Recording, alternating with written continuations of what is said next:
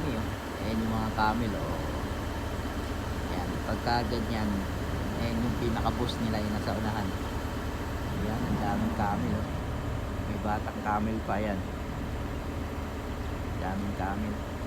Ito yung nag-ano yan, pastol ito. Yung sasakyan na puti niya. Dorado Saudi yan. Ayan mga katimtil, naglalayag na naman ang mga camel. Sarap kaya niyan mga katimtil. Sarap ng ano niyan, ng karne niyan, yung camel.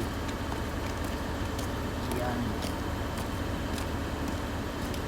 Miss ko na kumain ng camel ah.